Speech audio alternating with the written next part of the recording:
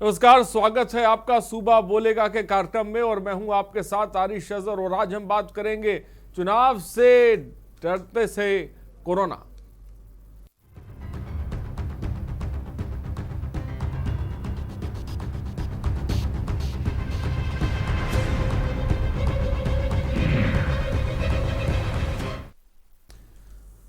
तो चुनाव से डरता है कोरोना। जी हां, ये बात हम क्यों कह रहे हैं?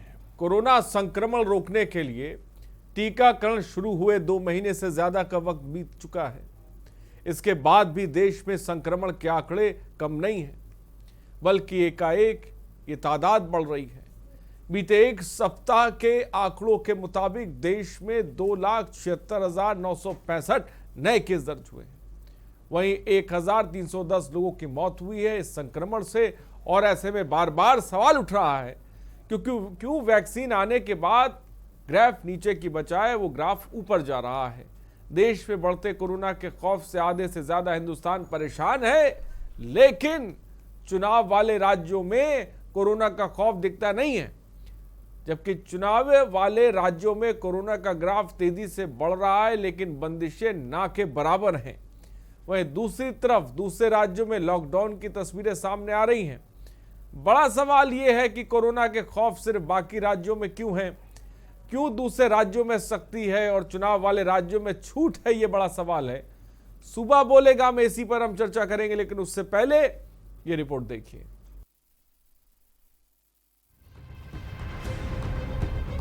असम, बंगाल, केरल विधानसभा चुनाव के मुहाने पर खड़े 3 राज्यों में धड़ाधड़ चुनावी रैलियां चल रही हैं। ताबड़तोड़ चुनाव प्रचार हो रहा है। इन सबके बीच कोरोना का खौफ पूरे देश में बढ़ रहा है, लेकिन चुनाव वाले राज्यों में कोरोना का डर कहीं नहीं। रैलियों में भीड़ है, आपाधापी मची है। रैलियों और रोड शो का सिलसिला जारी है, लेकिन कोरोना का खौफ नहीं है। जिन राज्यों में चुनाव नहीं है, वहां कोरोना से हाहाकार मचा हुआ है। इस सबके बीच बड़ा सवाल है कि कोरोना वायरस चुनाव से डरता है। अगर नहीं तो फिर ये हुजूम जुटाकर कोरोना विस्फोटक की तैयारी क्यों? देश में कोरोना वायरस महामारी की दूसरी लहर का कहर जारी है। देश के 5 राज्यों में कोरोना के बढ़ते मामलों ने सरकार की चिंता बढ़ा दी है। इस बीच देश में कोरोना वायरस का ताजा आंकड़ा सामने आया है। स्वास्थ्य मंत्रालय के ताजा आंकड़ों के मुताबिक देश में बीते 24 घंटों में कोरोना संक्रमण के 40,715 से ज्यादा नए मामले सामने आए। इस दौरान 270 लोगों की कोरोना संक्रमण की वजह से मौत हो गई। देश में कोरोना के सक्रिय मामले भी लगातार बढ़ रहे हैं। मध्य प्रदेश के कई शहरों में वीकली लॉकडाउन लग चुका है। दूसरे राज्यों में यूपी से आने वालों के लिए कोरोना टेस्ट अनिवार्य है। 60 साल से ज्यादा और 10 साल से कम उम्र वालों पर विशेष नजर है। लेकिन इन सब के बीच चुनाव वाले राज्यों में कोरोना का असर नजर नहीं आ रहा। पश्चिम बंगाल, असम, केरल में चुनावी गर्मी के साथ कोरोना के मामले भी बढ़ते नजर आ रहे हैं। स्वास्थ्य विभाग की तरफ से कराए गए एक आंतरिक सर्वे के मुताबिक बंगाल के 19 जिलों में कोरोना से स्थिति गंभीर है और यहां लगातार कोरोना के मामले बढ़ते नजर आ रहे हैं। लेकिन उसके बावजूद ना तो कोरोना को लेकर किसी में डर है, ना किसी के चेहरे पर मास्क है और ना ही सोशल डिस्टेंसिंग। कोरोना वैक्सीनेशन को लेकर भी सरकार ने अब नियम बदलने शुरू कर दिए हैं। 45 साल से ऊपर के लोगों को वैक्सीनेशन की इजाजत मिल चुकी है। शायद सरकार को बढ़ते कोरोना का खौफ सता रहा है। लॉकडाउन नहीं लगाकर सरकार वैक्सीनेशन को बढ़ाने की कोशिशों में जुटी है, जिससे अर्थव्यवस्था के साथ पलायन जैसे मसले दोबारा सामने न आ सके। लेकिन बड़ा सवाल है, एक तरफ होली के त्योहार पर बंदिशें हैं, तो फिर चुनावी रैलियां, रोड शो पर रोक क्यों नहीं? आखिर क्यों सरकार इस मुद्दे पर ध्यान नहीं दे रही है? कहीं ऐसा ना हो कि ये चूक भारी पड़ जाए। स्पेशल डेस्क के न्यूज। तो कहीं ऐसा ना हो कि ये चूक भारी पड़ जाए, और इसीलिए हम कह रहे हैं कि वैक्सीन नहीं, चुनाव से डरता है कोरोना। देश में बीते 24 घंटे में कोरोना संक्रमण के 40,715 से ज्यादा नए मामले हैं। 270 से ज्यादा लोगों को कोरोना संक्रमण की वजह से मौत हो चुकी है।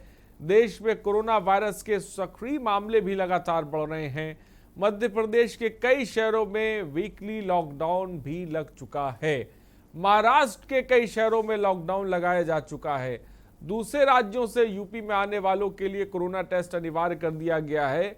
लेकिन दूसरी तरफ असम, बंगाल और केरल की तस्वीर तो बिल्कुल अलहदा है और जुदा है, या यूं कहें कि यहाँ पे कोरोना ही नहीं है, क्योंकि यहाँ पे चुनाव है और जहाँ चुनाव आता है वहाँ पे कोरोना ऐसा लगता है गायब हो जाता है। संक्रमण के मामले आ रहे हैं लेकिन डर और खौफ कहीं दिखाई नहीं पड़ रहा है। ग्राफिक्स के जरिए भी आपको दिखाने की कोशिश कर रहे हैं। देखिए दूसरे राज्यों में, देश में बीते 24 घंटे में जो संक्रमण की रफ्तार है वो भी हमने आपके सामने रखी ग्राफिक्स के माध्यम से, और 270 से ज़्यादा लोगों की कोरोना संक्रमण से मौत भी हो गई है और देश में कोरोना वायरस के मामले लगातार बढ़ रहे हैं। नंबर भी फ्लैश हो रहे हैं, आप कॉल करिए।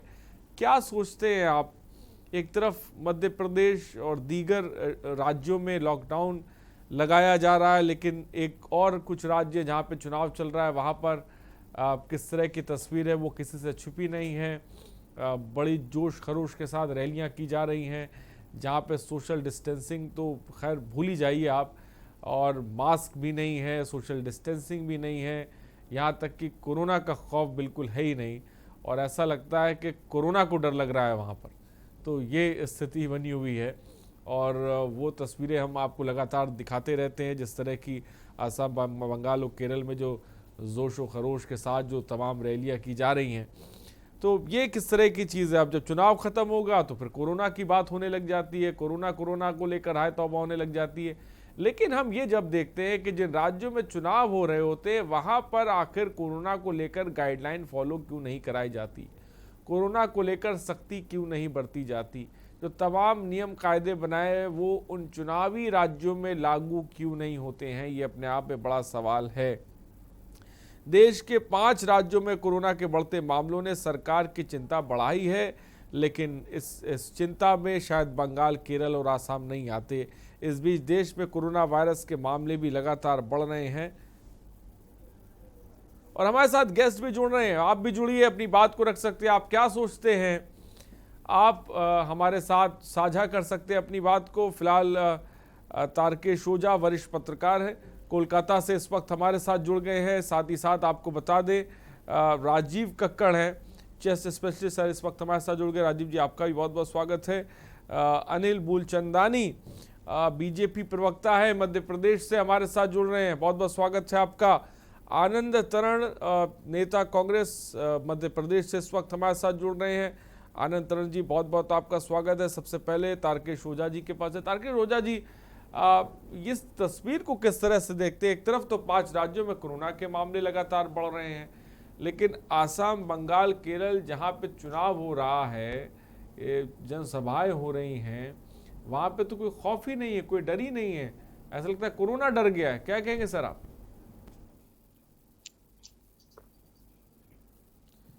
तारकेश ओझा जी। हाँ जी, नमस्कार। हाँ, मुझे कहना है, मैं देखिए पश्चिम बंगाल में 70 और 80 के दशक में जो जिस पीढ़ी ने होश संभाला, उसे कई नई चीजें देखने को इस चुनाव में मिल रही है। कि इस चुनाव में लोग चुनाव के साथ साथ कोरोना पर भी काफी चर्चा कर रहे हैं और कहीं ना कहीं लोगों में ये चर्चा भी है कि जहाँ भी चुनाव होते हैं वहाँ कोरोना की चर्चा क्यों नहीं हो, कोरोना प्राथमिकता में क्यों नहीं हो। तो लोगों के मन में कहीं ना कहीं ये सवाल है, शक भी है, क्योंकि जब बिहार में चुनाव हुआ था कुछ महीने पहले, तो चुनाव के जस्ट बाद ही वहाँ भी इसी तरह का कोरोना का रेस में खड़ा हुआ था। तो लोग ये सवाल कर रहे थे कि बिहार में जब तक चुनाव था तब तक कोरोना की कोई, क्योंकि जैसे चुनाव खत्म हुआ कोरोना करके फिर एक बहुत बड़ा हुआ बन गया। तो अब फिर जब देश के कई राज्यों में कोरोना की चर्चा है, हवा है, उन राज्यों में नई बात हो रही है कोरोना की, जहाँ पर चुनाव हो रहे हैं। अभी 27 मार्च में प्रथम चरण का चुनाव होगा हमारे पश्चिम बंगाल के 5 जिलों में, 1 अप्रैल को दूसरे चरण का होगा। तो ये लोगों में ये सवाल बहुत है और सोशल मीडिया में भी इसका काफी मजाक बन रहा है। मतलब महामारी को मजाक बनता देख बहुत ये बहुत पीड़ादायक है। तो ये जरूर इस पर शासन और सरकार को भी सोचना चाहिए, राजनीतिक दलों को भी अपना स्टैंड साफ रखना करना चाहिए, क्योंकि लोग इस चुनाव प्रचार के शिखर पर एकदम शीर्ष पर लोग याद कर रहे हैं, पिछले साल 23 मार्च को ही जनता कर्फ्यू लागू लागू हुआ था। तो कैसा दौर था। मैं खुद भी बहुत बीमार पड़ गया था जून महीने में, और मुझे भी कोरोना टेस्ट कराना पड़ा था। तो मैं समझता हूँ कि कोरोना के जद में आने वाले कोई मरीज हो या उसका पूरा परिवार किस पीड़ा से गुजरता है। तो मुझे लगता है कहीं ना कहीं राजनीतिक दल इस मामले में चूक कर रहे हैं, क्योंकि अगर चुनाव के बाद फिर अगर कोरोना की इसी तरह के वो पिछले साल वाला कुछ परिस्थिति अगर बनती है, तो निश्चित रूप से जनता फिर जनप्रतिनिधि सवाल करेगी कि क्या बात है। जहाँ भी चुनाव होते हैं, क्योंकि पंजाब में आज ये कोरोना की बड़ी चर्चा है, जबकि कुछ महीने पहले ही कोरोना वहाँ पंजाब में नगर निगम के चुनाव हुए।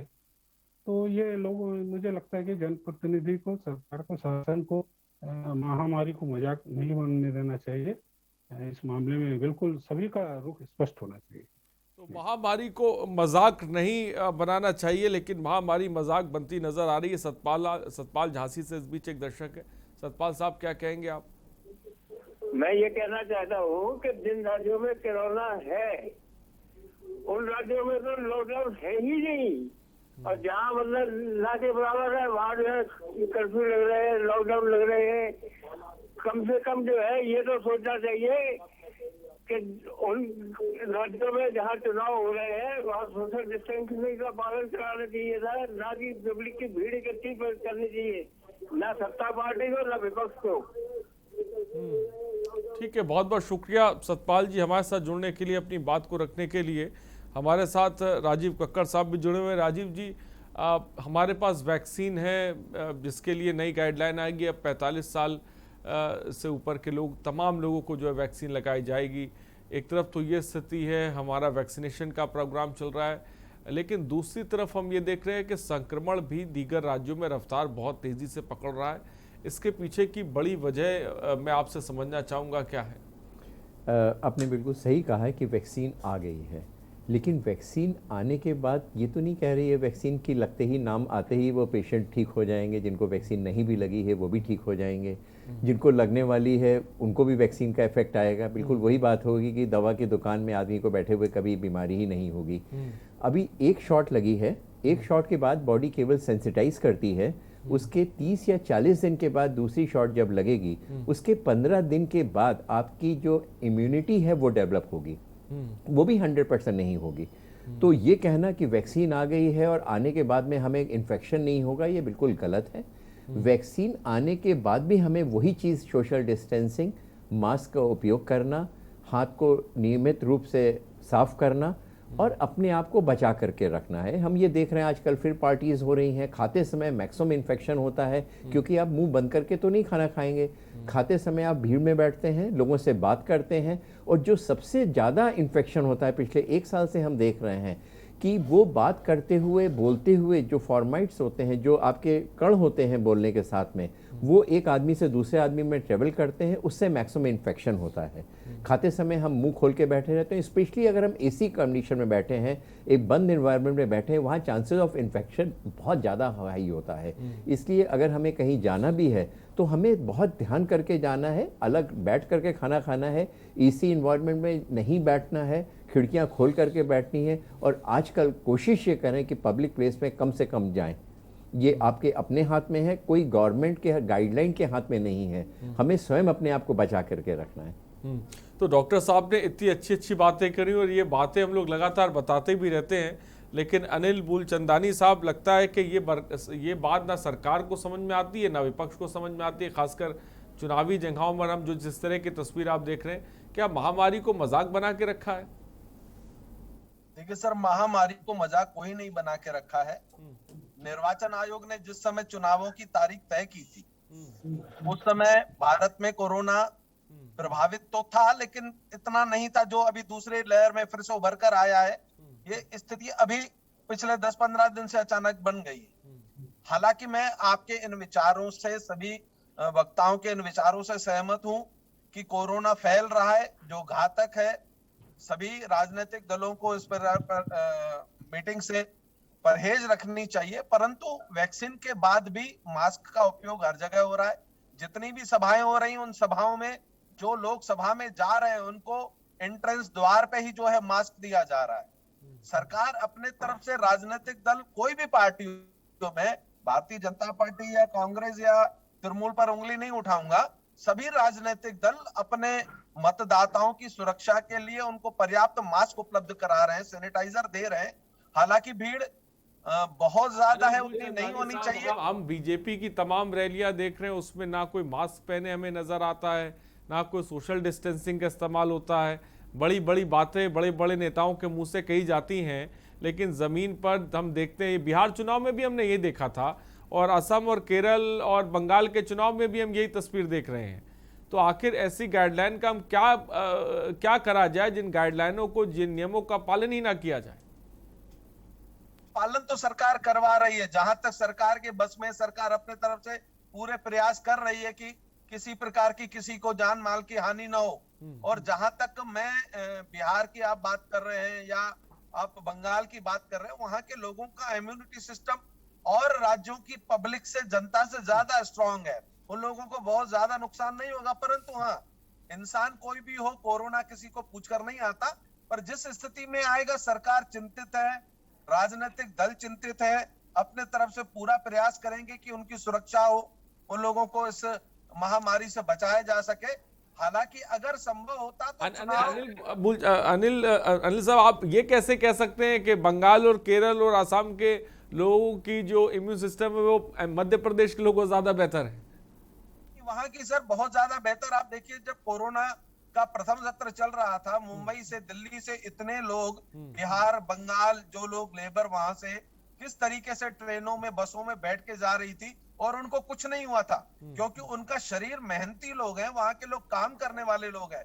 मध्य प्रदेश के लोगों को या अन्य प्रदेश के लोगों को सुख सुविधाओं में बैठकर, ज्यादा आराम से बैठने के कारण उनकी रोग प्रतिकारक शक्ति कमजोर है उनकी अपेक्षा। ये मेरा मानना है। तो इसका मतलब ये आप कह रहे हैं कि उनको मास्क नहीं लगाना चाहिए और सोशल डिस्टेंसिंग का इस्तेमाल नहीं करना चाहिए, क्योंकि उनकी तो इम्यून सिस्टम मजबूत है। वैक्सीन सबको लगवानी पड़ेगी, अपनी सुरक्षा तो सबको करनी पड़ेगी सर।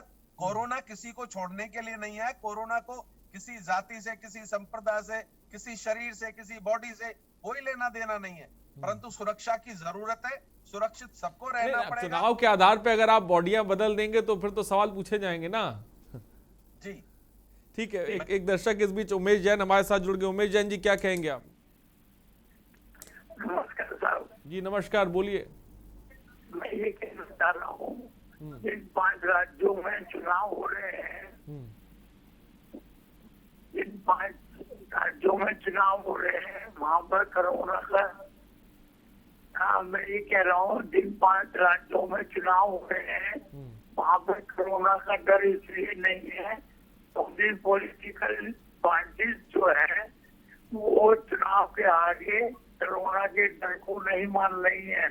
वो अपने स्वार्थ में अंधी हुई है, जिसकी वजह से कोरोना का डर वहाँ पर नहीं माना जा रहा है, और ये जो है बहुत घातक हो सकता है। वहाँ पर भी का पालन करना चाहिए।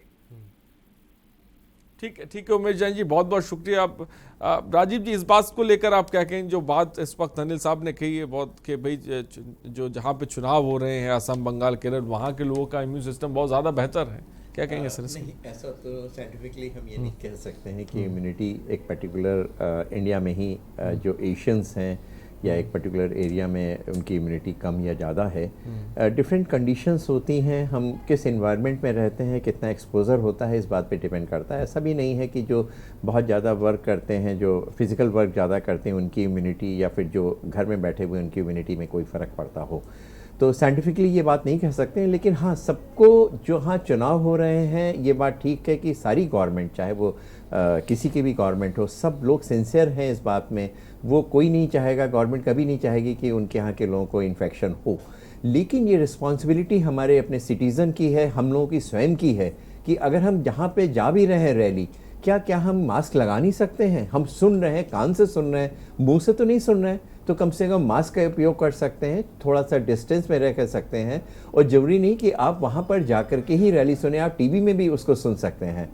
तो कुछ तो ध्यान रखना पड़ेगा, क्योंकि आगे आने वाले 2 या 3 सप्ताह बहुत अच्छे नहीं होंगे। जिस तरह से हम लोग अपने आप को एक्सपोज कर रहे हैं, वैक्सीन आ गई है, लेकिन फिर भी वैक्सीन लगने के बाद भी हम लोगों को बहुत ज़्यादा प्रिकॉशन लेनी है। अगर हम यूरोपियन कंट्रीज़ या दूसरे कंट्रीज़ में देखें, जिस तरह वहाँ पे डेथ रेट बढ़ रही है, क्या उनकी इम्यूनिटी हम लोग की इम्यूनिटी से ख़राब नहीं है? लेकिन जिस समय ये साइकिल शुरू होती है, पिछले हम 1 साल से कोरोना हॉस्पिटल में वर्क कर चुके हैं, देख सकते हैं कि पूरी फैमिलीज़ आती हैं, पूरी फैमिलीज़ को इन्फेक्शन होता है। तो ये सब हमारी अपनी स्वयं की रिस्पॉन्सिबिलिटी है। हर चीज़ में हम रिस्पॉन्सिबिलिटी गवर्नमेंट को या अपोजिशन या पॉलिटिकल पार्टीज़ को नहीं दे सकते हैं। हमें खुद भी समझना पड़ेगा, हेल्थ का ये स्वस्थ रहना हमारा जन्मसिद्ध अधिकार है, ये हमें स्वयं इसके लिए लड़ना पड़ेगा। किसी को ब्लेम नहीं कर सकते, और कुछ ज़्यादा चीज़ भी नहीं डिमांड है, केवल अपने आप को बचाव करना, सिंसियरली उसको सोचना।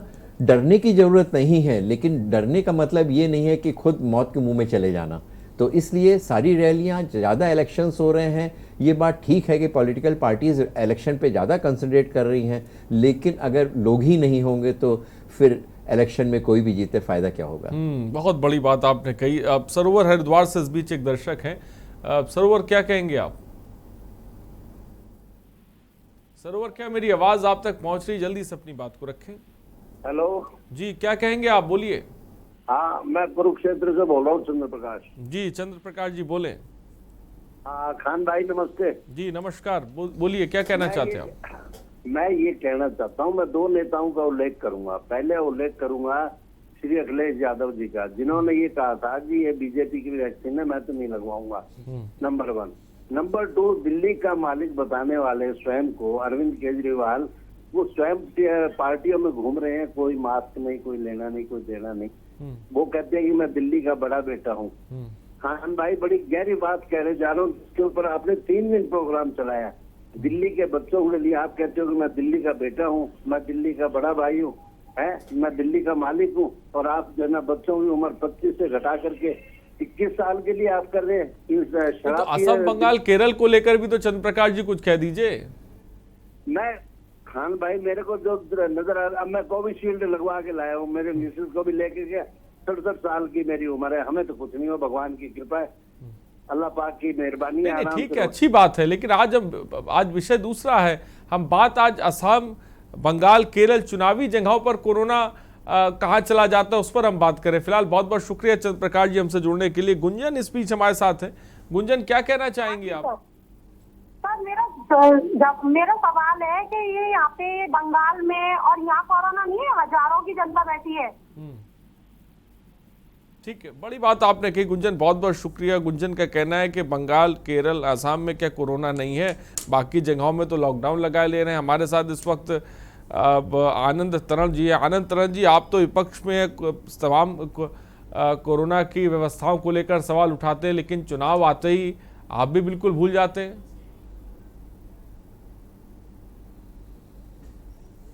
आनंद जी, आपकी आवाज नहीं आ रही हम तक। हाँ, मैं आनंद तारण हूँ, प्रवक्ता हूँ कांग्रेस का। आवाज आ रही है? जी आ रही है, बोलिए। हाँ, देखिए, कोरोना तो हर जगह है, लेकिन जिस तरह से भारत सरकार ने या भारतीय जनता पार्टी की जिन जिन स्टेटों में सरकारें हैं, किस तरह से उन्होंने लोगों को डरा के रखा है, धमका के रखा है। भाई, ये सही बात है कि आज व्यापार बंद कर रहे हैं आप। मध्य प्रदेश में व्यापार बंद कर दिया। भारतीय जनता पार्टी के प्रवक्ता बोल रहे हैं कि साहब मध्य प्रदेश में हम लोगों की इम्यूनिटी कम है। भाई, ऐसा कैसे आप बोल सकते हो किसी भी के? भाई, ये कोई प्रयोगशाला तो है नहीं कि मध्य प्रदेश में कम है, दूसरी जगह ज्यादा इम्यूनिटी है। ऐसा कुछ नहीं है। ये आज ये हालात है कि सरकार की मानसिकता से जनता रूबरू हो चुकी है। आज सरकार के ऊपर जनता का विश्वास नहीं है। हर जगह चर्चा होता है कि जहां मीटिंग होती है वहां कोरोना नहीं होता, जहां चुनाव होते हैं वहां कोरोना नहीं होता। तो सरकार को इन चीजों को गंभीरता। अच्छा, हमारे मध्य प्रदेश के मुख्यमंत्री शिवराज सिंह चौहान वो बोलते हैं, आज से 6 महीने 8 महीने पहले बोलते थे ये कोरोना, कोई पब्लिक मीटिंग में बोल रहे थे वो, कोरोना मरोना कुछ नहीं है, सर्दी जुकाम है, घबराओ मत। और आज बोल रहे हैं कि ये गंभीर बीमारी है। आज वो खुद रोड पे उतर के गोले बना रहे हैं, वो खुद रोड पर उतर के मास्क पहना रहे हैं। ये कौन सी राजनीति है? क्या एक राजनीति दल के या एक प्रदेश के मुख्यमंत्री को क्या इस तरह की बातें करनी चाहिए? क्या उन्हें खुद उतर कर जमीन पर गोले बढ़ाना चाहिए? जो हमारा इतना फील्ड फोर्स है, इतने कर्मचारी हैं, अधिकारी हैं, इन लोगों का काम नहीं है? ये क्या मुख्यमंत्री का काम है कि हर जगह मुख्यमंत्री जाकर ये सब चीजें करेगा? तो हम सिंबॉलिक भी क्यों करें भाई? ये काम है जनता का, हमें जागरूक करने चाहिए, हमें अपनी भाषा पर इतना कंट्रोल होनी चाहिए, हमारी भाषा ऐसा ही होनी चाहिए कि जनता हमारी बात पर विश्वास करे। ये हमारी मानसिकता होनी चाहिए, ये जनता के बीच में हमारी ये लोकप्रियता होनी चाहिए कि हाँ, हम एक शब्द बोले और जनता उसको स्वीकार करे। क्या कारण है कि आज जनता भारतीय जनता पार्टी के नेताओं पर विश्वास नहीं कर रहे? जो वायदे करें वो कभी पूरे नहीं करते। लेकिन जो कोरोना का मामला जो 3 प्रदेशों में चल रहा है, निश्चित रूप से जो चुनाव चल रहे हैं, जो चुनावों में उन्होंने बोला इनकी इम्यूनिटी ज्यादा है, बाकी प्रदेशों में इम्यूनिटी कम है, इसलिए लॉकडाउन कर दिया। आज सरकार ने जनता को किस हालत में छोड़ दिया है? आज व्यापारी परेशान है, कर्मचारी परेशान है, मजदूर परेशान है, विद्यार्थी परेशान है, महिलाएं परेशान है, हर वर्ग का आदमी परेशान है। लेकिन सरकार को अपनी मनमानी करना है, जो करना है वो करना है, जिस तरह से करना चाहती है वो करना। मैं आऊंगा, आनंद साहब ने तो पूरी तस्वीर सामने रख दी। फिलहाल एक ब्रेक का वक्त हो चला है, हम जल्द हाजिर होंगे, उसके बाद जवाब लेंगे। फिलहाल रुकते छोटे से ब्रेक के लिए, जल्द हाजिर होते हैं।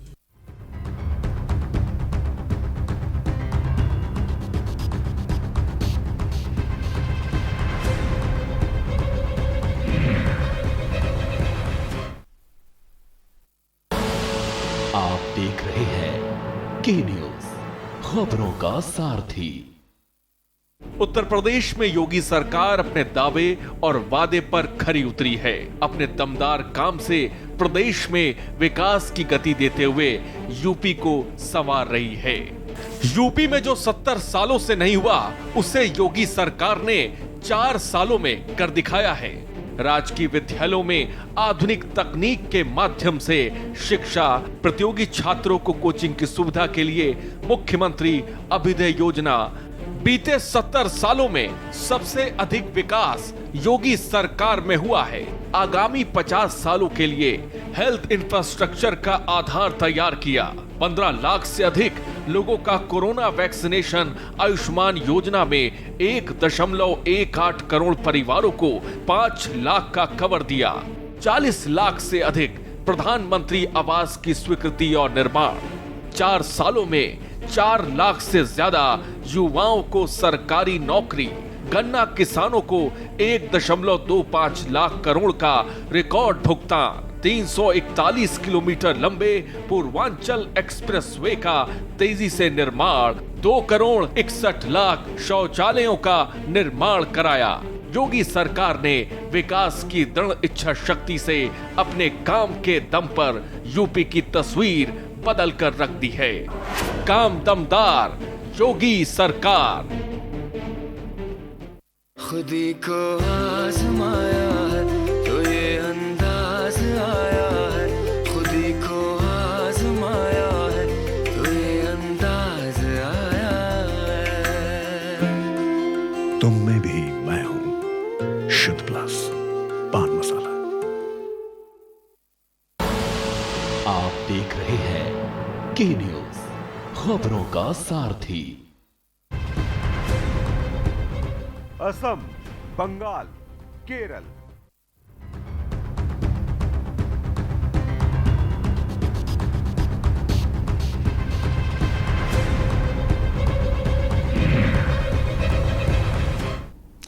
तो ब्रेक के बाद आपका स्वागत है। चुनाव से डरता है कोरोना, ये बात हम कह रहे हैं। थोड़ी देर पहले आपने सुना आनंद तरण जी को, जो कांग्रेस नेता हैं, उन्होंने अपनी बात रखनी। नीतू लखनऊ से इस बीच एक दर्शक हैं, मैं चाहूंगा कि उनकी बात भी रख ली जाए। नीतू जी, क्या कहेंगी आप? जी हाँ सर देखिए, कोरोना को तो इन लोगों ने मजाक बना के रख दिया है। और 2-4 बातें सर मैं कहना चाहती हूँ। जैसे डॉक्टर साहब ने बताया, ये गाइडलाइंस है कोरोना की कि भीड़ में न जाएं, मास्क पहने, दूरी बनाएं, सैनिटाइजर यूज करें, 60 साल से ऊपर वाले सावधान रहें। और जैसे कि आप देख ही रहे हैं कि चुनाव जहाँ जहाँ हो रहा है वहाँ कोरोना नहीं फैल रहा है, ना भीड़ भी हो रही है वहाँ पर। सोशल डिस्टेंसिंग नाम की कोई चीज नहीं है। मास्क, सैनिटाइजर, ये तो सब बहुत दूर की बात है। और सर जैसे कहा जा रहा है 60 साल से ऊपर वाले ना जाएं, बाहर ना निकलें, तो क्या मोदी जी, अमित शाह, राजनाथ सिंह, इन सब की उम्र कितनी है सर? ये जो जा रहे हैं वहाँ पे चुनाव में, और गाइडलाइंस क्या केवल हम लोगों के लिए है? और ये सब अभी जैसे कि वो बीजेपी के प्रवक्ता बोल रहे थे कि वहाँ के लोगों की इम्यूनिटी बहुत स्ट्रांग है। कल को यहाँ पंचायत चुनाव होंगे तो क्या यहाँ के लोगों की इम्यूनिटी स्ट्रांग हो जाएगी? तो ऐसा कैसा है कि चुनाव होंगे तो इम्यूनिटी बढ़ जाती है क्या? और वैक्सीन की भी कोई जरूरत नहीं पड़ती है। और सबसे ज्यादा नुकसान अगर किसी का हो रहा है तो पढ़ने लिखने वाले बच्चों का नुकसान हो रहा है। और ये बात सरकार को समझ में नहीं आ रही है। जब 2-2 बार लोग वैक्सीन का डोज ले रहे हैं, उसके बावजूद भी इनको कहा जा रहा है कि कोरोना हो जा रहा है, तो ऐसी वैक्सीन का क्या फायदा है सर, आप बताएं। नीतू जी के सवाल बहुत, जिसे कह सकते हैं कि हार्ड सवाल है। मैं इनके जवाब जरूर लूंगा। प्रदीप एक दर्शक इस बीच हमारे साथ है। प्रदीप जी क्या कहेंगे आप? मैं प्रदीप नहीं, ब्रजेश कुमार यादव जी। ब्रजेश जी बोले, क्या कहना चाहते हैं आप? मैं ये कहना चाहता हूँ कि ये जो आप लोग कह रहे हैं कि कोरोना जो है यूपी में, हेलो, हाँ सुन रहे हैं आपको, बोलिए। मैं ये कह रहा हूँ कि जो कोरोना की स्थिति हमारे यूपी में है, ये हकीकत में तो कभी बताई नहीं जाती है। समझ रहे हैं मेरी बात? हेलो जी बोलिए। मैं ये कह रहा हूँ कि जनता को किसी भी माध्यम से, चाहे वो आपका पेपर न्यूज हो या न्यूज चैनल हो, 3:30 बजे के आसपास एक प्रेस कॉन्फ्रेंस यूपी सरकार की आती है जिसमें आंकड़ों के बारे में बताया जाता है। जी, आप कहना क्या चाहते हैं? पूरा सवाल बना पूछे। मेरा सवाल कहने का मतलब ये है कि जो स्थिति आज की डेट में है हमारे यहाँ कोरोना की, हेलो, हाँ सुन रहे हैं, की स्थिति है, मेरा कहने का मतलब सर, जो कोरोना की स्थिति हमारे यहाँ है वो केवल चुनाव के समय, मेरा कहने का मतलब है केवल चुनाव के समय, ये किसी भी स्टेट में होता है। तो ठीक है ब्रजेश जी, बहुत बहुत शुक्रिया। ब्रजेश जी शायद ये कहना चाहते हैं कि भाई चुनाव के दौरान जो है तमाम गाइडलाइनों को फॉलो क्यों नहीं किया जाता, उसके बारे में वो कहना चाहते हैं। फिलहाल बहुत बहुत शुक्रिया। और अनिल मूलचंदानी जी, आनंद तरण जी को आपने सुना होगा, कांग्रेस नेता को, जो मुख्यमंत्री की बात कर रहे थे कि पहले तो मुख्यमंत्री खुद ही कोरोना को लेकर अपनी बात रख रहे थे कि ज़्यादा कुछ नहीं हो, और अब वो फिर गोला बनाते फिर रहे हैं। तो क्या गोल गोल घुमाया जा रहा है क्या? देखिए, तारण जी ने जो कहा, अगर यही कांग्रेस की सरकार होती तो मुख्यमंत्री क्या करता? अगर मध्य प्रदेश के मुख्यमंत्री अपनी सहजता, अपनी सरलता और जनता के बीच में जाने पहचाने जाते हैं, ये कमलनाथ जी की सरकार नहीं है जो घमंडो और अपने बंगले में बैठकर सरकार चलाई जा रही थी। मध्य प्रदेश के मुख्यमंत्री जनता के जाने जाते हैं और जनता के बीच में जाने जाते हैं। वो मास्क लगाते हैं, जनता को जाके जागरूक करते हैं। अरे जंगल राज बना रखा है। तारण जी, राजस्थान में क्या हो रहा है? जहां कांग्रेस की सरकार है वहां पे कोरोना क्या कर रहा है? आपके मुख्यमंत्री राजस्थान में क्या कर रहे हैं? राजस्थान में चुनाव हुए उस समय कहां थे आप? राजनीतिक क्षेत्र के खाते करने की अपेक्षा अगर जनता की बात करें तो ज्यादा बेहतर होगा।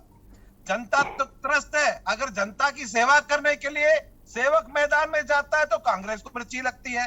राजस्थान में जहां इनकी सरकार है तो वहां के नियम कानून बदल जाते हैं। अर्थात मेरा ये कहना है कि कहीं इंसानियत बरतनी चाहिए।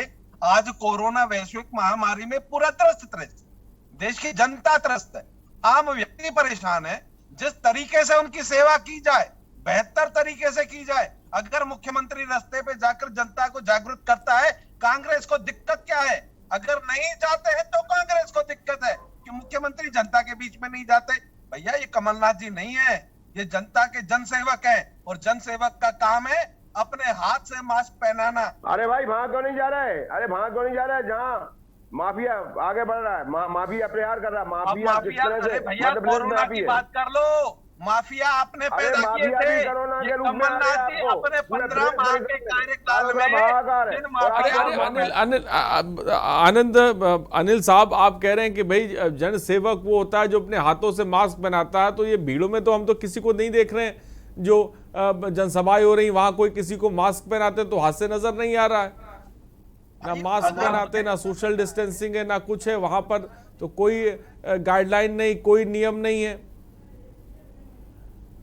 और आपने तो कह दिया कि इम्यून सिस्टम वहां के लोगों का बेहतर है। अभी एक दर्शक कह रही थी कि भाई पंचायत चुनाव होंगे तो आप कह देंगे कि भाई यूपी के लोगों का इम्यून सिस्टम बेहतर है। अगर उत्तर प्रदेश में चुनाव होंगे, देखिए राजनीतिक दलों के लोगों का मतलब सर जहां चुनाव होते जाएंगे वहां इम्यून सिस्टम बेहतर होता जाएगा और उसके बाद फिर इम्यून सिस्टम कमजोर होता जाएगा। आगे बढ़ा दिया क्या डर है आपको? क्या डर है मध्य प्रदेश में? अगर आप बोल रहे हो कि मुख्यमंत्री लोकप्रिय है तो क्या कारण है कि मध्य प्रदेश में चुनाव से भाग रहे हो? आज मध्य प्रदेश में लामबंदी केवल चुनाव से भागने की बात कर रहे हैं भारतीय जनता पार्टी के लोग। प्रॉपर डिस्टेंस मेंटेन करना पड़ेगा, जिसको जीना है उसको केवल मध्य प्रदेश में जो लोकल चुनाव है, नगर पालिका, नगर निगम, नगर पंचायतों के चुनाव है, उनसे डर के भारतीय जनता पार्टी ने इस तरह की व्यवस्था की है। क्यों नहीं चुनाव के पहले ये सब चीजें की? गोवर्धन दर्शक इस बीच में आऊंगा। गोवर्धन क्या आप क्या कहना चाहेंगे, बोलें। तो शायद गोवर्धन से हमारा संपर्क टूट गया। फिलहाल बहुत बहुत शुक्रिया गोवर्धन हमसे जुड़ने के लिए। और अब हमारे साथ अनिल साहब जुड़े। अनिल अपनी बात को पूरा करें।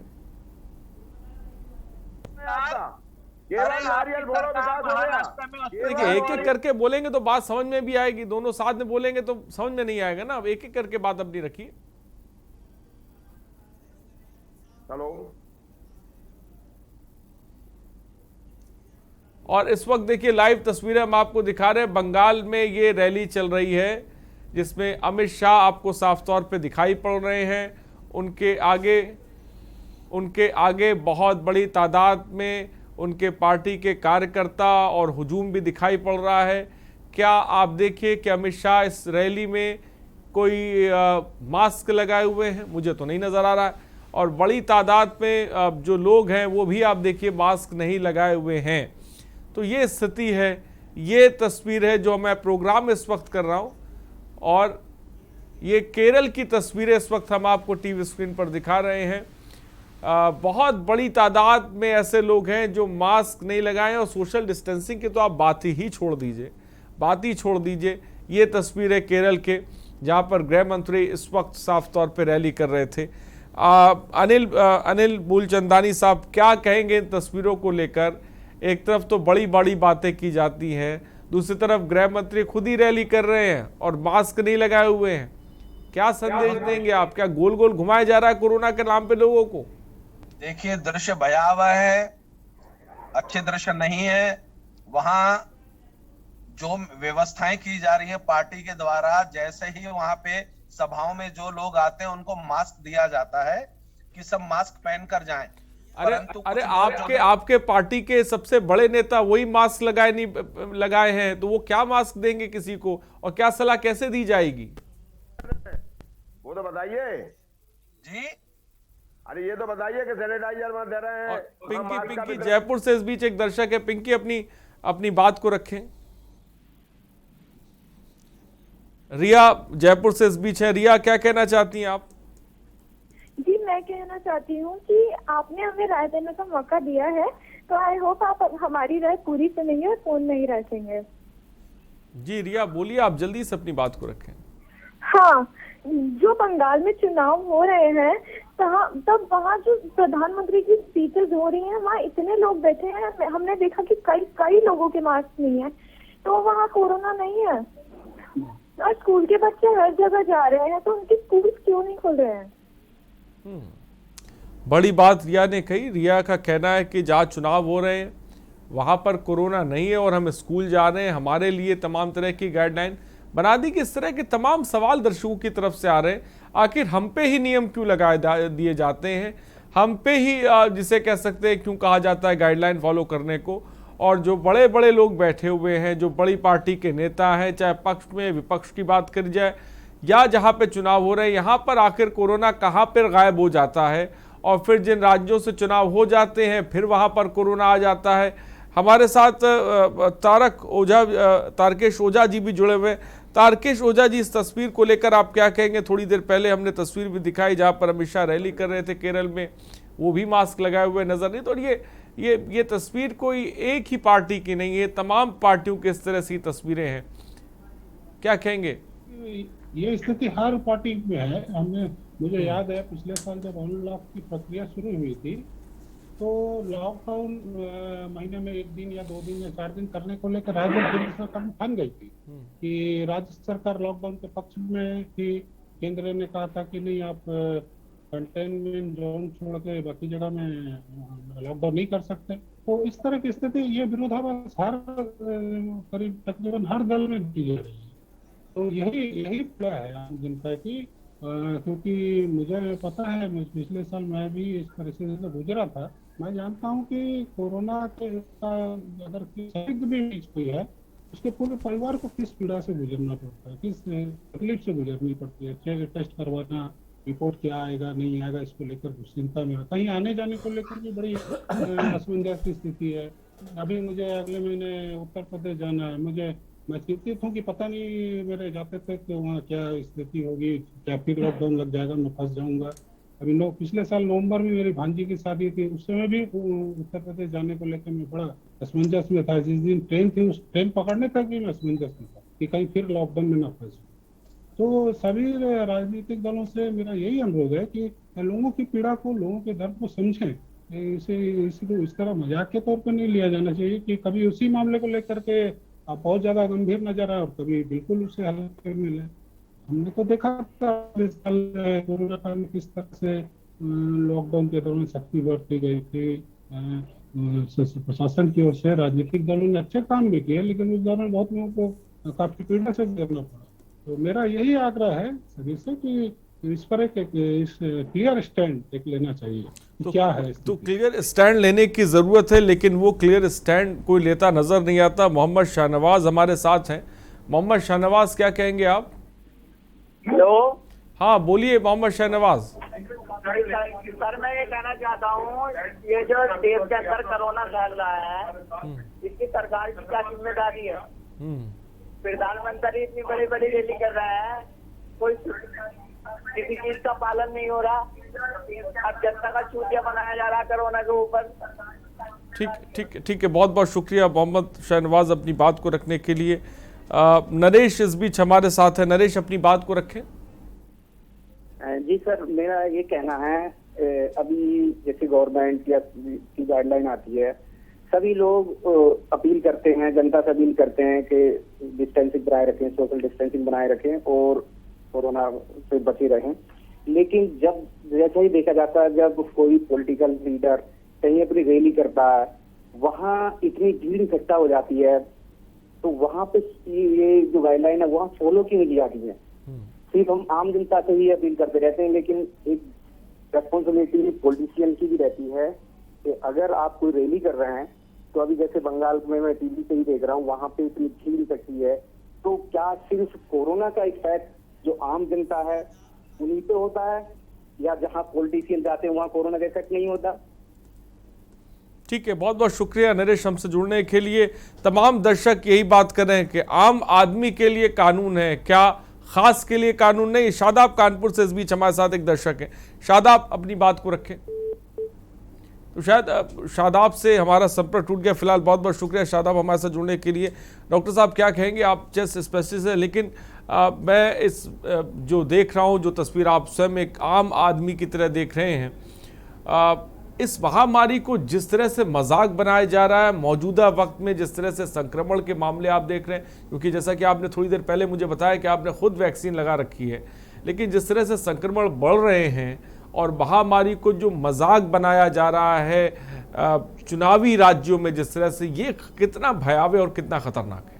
आपने बिल्कुल सही कहा है कि इस समय जिस तरह से लोग घूम रहे हैं, और अब आने वाले कुछ समय में होली भी आ रही है, इसमें फिर से भीड़ होगी, फिर से हम लोग गले मिलेंगे, फिर से इन्फेक्शन होने के चांसेस होते हैं। तो जितनी बार हमने देखा कि कोई फेस्टिवल आता है जहाँ पे सोशल गैदरिंग होती है, चाहे वो चुनाव की हो, चाहे वो कोई त्यौहार हो या कुछ भी हो, वहाँ के उसके बाद में हफ्ते 2 हफ्ते बाद इंसिडेंस ऑफ इन्फेक्शन काफ़ी बढ़ जाता है।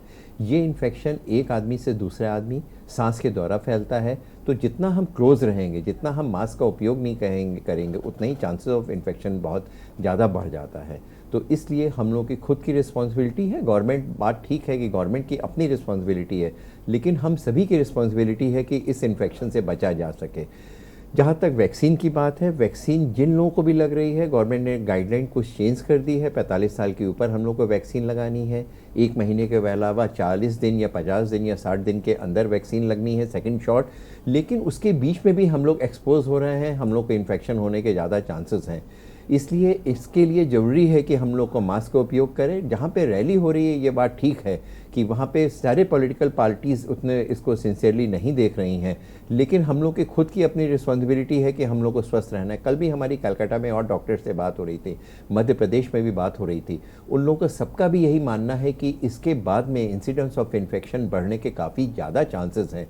इधर यूपी में भी थोड़े से इन्फेक्शन बढ़ रहा है, गवर्नमेंट सजग है, एडमिनिस्ट्रेशन बहुत स्ट्रिक्ट है, लेकिन हम लोग क्या इतने खुद को वो चीज़ें पालन कर रहे हैं? क्या हम लोग फ्रीली गांव मतलब जहाँ जा रहे हैं वहाँ पे हम लोग मास्क का उपयोग कर रहे हैं? ये बहुत सारे प्रश्न हैं जिसका जवाब हम लोग को स्वयं देना है।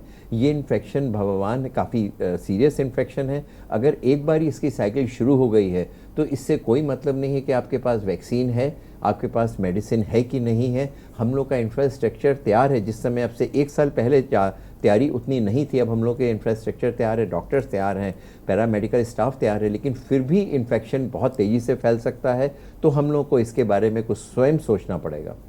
ठीक है, ब्रजेश लखनऊ से इस बीच एक दर्शक है। ब्रजेश अपनी बात को रखें। सर, मेरा कहने का मतलब था कि जो कोरोना इतनी बड़ी रूप में इतना फैल रहा है, इतना सब हो रहा है, पूरे all world, all UP, all सब कहीं, तो इसके लिए जो सरकारों की जो होना चाहिए जनता के लिए या आम लोगों के लिए जो रूल्स वगैरह वो प्रॉपर में नहीं हो पा रहे हैं। हेलो, ठीक है ब्रजेश जी, बहुत बहुत शुक्रिया हमसे जुड़ने के लिए। लेकिन इस बीच एक बड़ी खबर दर्शकों आपको बताने जा रहे हैं। देश के कई हिस्सों में यूके कोविड वेरिएंट मिले हैं। बड़ी खबर, पंजाब में 81% सैंपल यूके के कोविड वेरिएंट है। महाराष्ट्र और केरल में मिले कोरोना के नए स्ट्रेन। इस वक्त की बड़ी खबर, यूके, दक्षिण अफ्रीका, ब्राजील कोविड वेरिएंट बढ़े हैं। विदेशी कोरोना वेरिएंट के 795 मरीज सामने आए हैं। म्यूटेंट स्ट्रेन में 18 मार्च के बाद में 395 की बढ़ोतरी की गई है। बड़ी खबर इस वक्त आपको बता रहे हैं। अब कम उम्र के लोगों के वैक्सीनेशन की मांग भी उठने लगी है। देश के कई हिस्सों में यूके कोविड वेरिएंट बढ़े हैं। पंजाब में 81% सैंपल में यूके कोविड वेरिएंट पाए गए हैं। महाराष्ट्र और केरल में भी कोरोना का नया स्ट्रेन मिला है। यूके, दक्षिण अफ्रीका, ब्राजील में भी वेरिएंट बढ़े हैं। विदेशी कोरोना वेरिएंट के 795 मरीज भी सामने आ गए हैं। म्यूटेंट स्ट्रेन 18 मार्च के बाद से 395 की बढ़ोतरी हुए हैं। बड़ी खबर इस वक्त आपको बता रहे हैं। अब कम उम्र के लोगों के वैक्सीनेशन की मांग। डॉक्टर साहब, देश के कई हिस्सों में यूके के कोविड वेरिएंट बढ़ रहे हैं सर, और जिस तरह से पंजाब में 81% सैंपल में यूके के कोविड वेरिएंट पाए गए हैं, इस स्थिति को आप किस नज़र से देखते हैं? और ये जो तादाद है जिसमें यूके, दक्षिण अफ्रीका, ब्राज़ील, ये तमाम ममालिक के जो वेरिएंट बढ़ रहे हैं, ये कितना ख़तरनाक है और इस स्थिति से कैसे निपटा जाएगा? ये आपकी बात ठीक है कि ये वायरस, जो भी इन्फ्लुएंजा वायरस है, ये अपना रूप बदलता है, जिसको हम लोग म्यूटेशन कहते हैं। म्यूटेशन 2 तरह का होता है, एक ड्रिफ्ट होती है, एक शिफ्ट होती है। ड्रिफ्ट में थोड़ा सा स्ट्रक्चर उसका बदलता है, जो उसकी स्पाइक प्रोटीन्स हैं उसको में कुछ बदलाव आता है। सिम्टम्स वही होते हैं, इनकी जो एंटीबॉडीज़ जो डेवलप होती हैं वो उसी तरह से डेवलप होती हैं, और हम लोगों को जो वैक्सीनेशन है वो इसमें कारगर होता है। शिफ्ट में पूरा वायरस का प्ररूप बदल जाता है और हो सकता है उसमें हमारी वैक्सीन उतनी इफेक्टिव नहीं हो। अभी जो हम लोग को वेरिएंट मिले हैं वो शिफ्ट के हैं और उसमें हमारी वैक्सीन इफेक्टिव है, तो हम लोगों को ये नहीं सोचना चाहिए कि पता नहीं इस वैक्सीन का क्या होगा। अक्सर हम लोगों का पूछना होता है कि हम डायबिटिक हैं, हमें डिफरेंट टाइप की एलर्जीज़ हो रही हैं, हमें जो खून पतला करने वाली मेडिसिन चल रही है, क्या हमें वैक्सीन लगानी है कि नहीं लगानी है। तो हम सभी टीवी के माध्यम से आप लोगों से सभी ये कहना चाहेंगे कि हर आदमी को वैक्सीन लगाने की ज़रूरत है, स्पेशली जो आदमी 60 साल से ऊपर है, जिनको कोमॉर्बिड कंडीशन है, डायबिटिक हैं, ब्लड प्रेशर की शिकायत है, या वो दवाइयाँ ले रहे हैं जो कि खून पतला करने वाली है। अगर आपको कोई इन्फेक्शन है या कोई चीज़ है तो आप डॉक्टर से सलाह करें, लेकिन वैक्सीन आपको लगानी पड़ेगी। केवल 2 लोगों में भी वैक्सीन के लिए अलाउ नहीं है, जो प्रेग्नेंट वुमेन हैं उनके लिए, इसलिए नहीं कि वैक्सीन हार्मफुल है, उनके ऊपर अभी ट्रायल नहीं हुआ है, फिर भी यूएस में 10,000 प्रेग्नेंट वुमेन के ऊपर ट्रायल हो चुका है और अगले 3 महीने तक उसमें कोई साइड इफेक्ट नहीं पाया गया है। छोटे बच्चों में अभी ट्रायल नहीं हुआ है, इसलिए उनके ऊपर अभी अलाउ नहीं करा है। लेकिन ये वैक्सीन सबके लिए है। अगर आप खून पतला करने वाली दवाइयाँ ले रहे हैं तो उसमें भी वैक्सीन का कोई कॉन्ट्राइंडिकेशन नहीं है। केवल एक कंडीशन जो हीमोफीलिया है, जिसमें कि कोगुलेशन के लिए ब्लीडिंग डिसऑर्डर्स होते हैं, उनके लिए डॉक्टर को सलाह लेकर के वैक्सीन लगाने की ज़रूरत है। कुछ लोग स्टेरॉइड्स के ऊपर हैं, उनको वैक्सीन लग सकती है, लेकिन स्टेरॉइड्स की मात्रा थोड़ी सी कम करनी पड़ेगी, 7.5 मिलीग्राम से ज़्यादा ना हो, और उसके साथ में आप वैक्सीन लगा सकते हैं। इम्यूनोसेप्रेशन मेडिसिन चल रही है, जिनको किडनी ट्रांसप्लांट है, लीवर ट्रांसप्लांट है, उनके लिए डॉक्टर से सलाह करके कुछ दवाइयाँ बंद करने की ज़रूरत है। जिनको को कोविड हो चुका है उनको भी 4 से 6 हफ्ते के बाद में आप वैक्सीन लगा सकते हैं। जिनको प्लाज्मा थेरेपी हुई है उनको 6 से 8 हफ्ते के बाद वैक्सीन लगाएंगे, क्योंकि जो प्लाज्मा की एंटीबॉडीज़ है वो वैक्सीन की एफिशिएंसी थोड़ी कम कर सकती हैं। जो आईसीयू में भर्ती रह चुके हैं, जिनको बहुत सीरियस इन्फेक्शन हुए हैं, उनको भी वैक्सीन लगेगी। 4 से 6 हफ्ते बाद या 8 हफ्ते बाद आप उनको वैक्सीन लगा लीजिए। इन किसी भी बीमारियों में कोई भी कॉन्ट्राइंडिकेशन नहीं है। अगर आपको कोई किसी तरह की एलर्जी है, स्किन एलर्जी है, फूड एलर्जी है, आपको ब्रोंकियल अस्थमा है, आप ओरल स्टेरॉइड्स का भी सेवन कर रहे हैं तो स्टेरॉइड की मात्रा जैसे भी हमने बताया कम कर सकते हैं। इनहेलेंट्स ले रहे हैं, इनहेलर्स ले रहे हैं तो उसके साथ में वैक्सीन लग सकती है। किसी भी एलर्जी में कोई कॉन्ट्राइंडिकेशन नहीं है वैक्सीन के लिए। अगर आपको कोई वैक्सीन पहले किसी भी चीज़ की वैक्सीन लगने के बाद में एनाफिलैक्सिस हो चुकी है, एनाफिलैक्सिस वो चीज़ होती है जिसमें पेशेंट अनकॉन्शियस हो जाता है, ब्लड प्रेशर फॉल कर जाता है, आपको आईसीयू में एडमिशन की ज़रूरत होती है। अगर आपको ये हो सकता है तो आप वहाँ वैक्सीन सेंटर में उसके बारे में बता दीजिए। आधे घंटे के बजाय आपको 1 या 2 घंटे रुकना पड़ेगा। आपकी पूरी सावधानी के बाद में आपको तब भी वैक्सीन लग सकती है। तो वैक्सीन सब लोग लगाएं। वैक्सीन एक शॉट के बाद में भी इन्फेक्शन हो सकता है, क्योंकि एक शॉट के बाद में ऐसा नहीं आप कंप्लीटली प्रोटेक्ट हो गए हैं, आप में अंदर एंटीबॉडीज़ बनी होती है लेकिन पूर्णतः नहीं बनती है। वैक्सीन की दूसरी शॉट करने के बाद में आप 15 दिन के बाद आपको आपकी जो इम्यूनिटी है, जो इसे कहते हैं प्रतिरोधक क्षमता, वो डेवलप होती है, लेकिन वो भी 100% नहीं है। ये वैक्सीन आपको बहुत सीरियस इन्फेक्शन से 100% प्रोटेक्शन करती है, आपको डेथ रेट को बहुत कम करती है। ये ऑल ओवर वर्ल्ड ट्राई हो चुका है, इसमें कोई भी डरने की बात नहीं है। छोटे मोटे इन्फेक्शन हो सकते हैं वैक्सीन के बाद भी हो, लेकिन वैक्सीन लगने के बाद आप कैरियर हो सकते हैं, यानी आपके अंदर वायरस जा सकता है, आपके अंदर सिम्टम्स नहीं होंगे लेकिन आप औरों को इन्फेक्ट कर सकते हैं। इसलिए ये ज़रूरी है कि वैक्सीन लगने के बाद भी आप मास्क इसलिए लगाएं कि आप औरों को इन्फेक्ट ना करें और किसी भी और जो अनवैक्सीनेटेड लोग हैं उनसे भी आपको इन्फेक्शन ना हो, क्योंकि इस बात पे कोई भी इन्फेक्शन होता है इस बात पे डिपेंड करता है कि आप कितनी देर तक उस पर्टिकुलर एनवायरनमेंट में जहाँ पे इन्फेक्टेड पर्सन है आप एक्सपोज हो रहे हैं, कितने ड्यूरेशन तक और क्वांटिटी ऑफ इन्फेक्शन कितना ज़्यादा हो रहा है। तो डॉक्टर साहब ने तमाम बातें खासकर वैक्सीन को लेकर बताई, क्योंकि उन्होंने खुद वैक्सीन लगवाई है और फिलहाल वक्त की थोड़ी सी कमी है। बहुत बहुत शुक्रिया आप तारकेश ओझा जी हमसे जुड़ने के लिए और अपनी बात को रखने के लिए। राजीव कक्कड़ जी आपका ही बहुत बहुत शुक्रिया हमारे साथ जुड़ने के लिए, अपनी बात को रखने के लिए। अनिल बुलचंदानी जी आपका बहुत बहुत शुक्रिया। आनंद रण जी आपका बहुत बहुत शुक्रिया हमसे जुड़ने के लिए। और तमाम दर्शकों आपका ही बहुत बहुत शुक्रिया हमारे साथ जुड़ने के लिए, अपनी बात को रखने के लिए। तो कोरोना के नए नए वेरिएंट्स आ रहे हैं एक तरफ, लेकिन दूसरी तरफ जहाँ पे चुनाव हो रहा है वहाँ पे किसी तरह का डर नहीं आ रहा है, क्योंकि उन राज्यों में चुनावी कवच जिसे कह सकते हैं लगा हुआ है। फिलहाल ये दोहरा मापदंड को लेकर तमाम दर्शकों ने भी सवाल पूछे कि आखिर कहीं पे लॉकडाउन और कहीं पर आज़ादी, ऐसा क्यों? ये भी अपने आप में बड़ा सवाल है जिसको लेकर सत्ता पक्ष या विपक्ष को ध्यान देने की ज़रूरत है। तो बोलेगा मित्ता ही बने रहेगी हमारे साथ। नमस्कार।